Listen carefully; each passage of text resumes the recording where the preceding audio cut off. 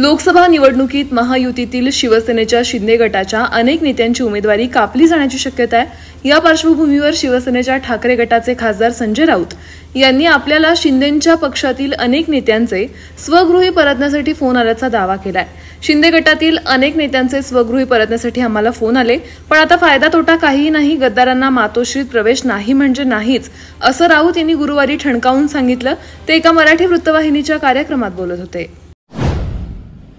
राष्ट्रवादी काँग्रेस पक्षात उभी फूट पडल्यानंतर शरद पवार व अजित पवार गटाकडून एकमेकांवर सातत्यानं आरोप प्रत्यारोप केले जात आहेत।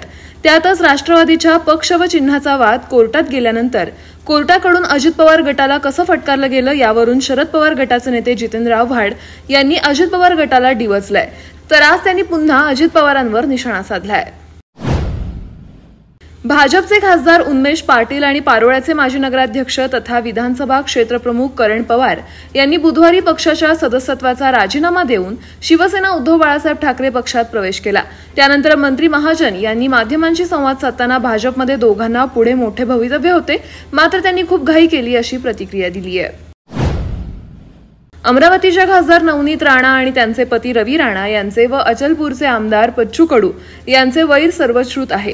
अशात आज अमरावती लोकसभा मतदारसंघातून नवनीत राणा यांनी भाजपकडून उमेदवारी अर्ज भरला।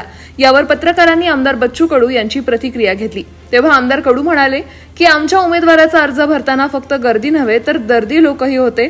त्यांच्याकडे गर्दी आहे, पण त्यांना निम्मी मतही मिळणार नाहीत। मला नाही वाटत की त्यांना तिसऱ्या क्रमांकाचीही मतं मिळतील। त्यांना आनंदराज आंबेडकर यांच्यापेक्षाही कमी मतं मिळतील आणि त्या चौथ्या क्रमांकावर घसरतील, असं वक्तव्य त्यांनी केलंय। लोकसभा मतदारसंघात राष्ट्रवादीच्या अजित पवार पक्षाने सुनेत्रा पवार यांना उमेदवारी देताच खासदार सुप्रिया सुळे आक्रमक झाल्यात। त्या म्हणाल्या की मला कोणाच्या अश्रूवर माझा महाल बांधायचा नाही, पण आजवर कोणाला तरी दिल्लीत जायचं होतं का?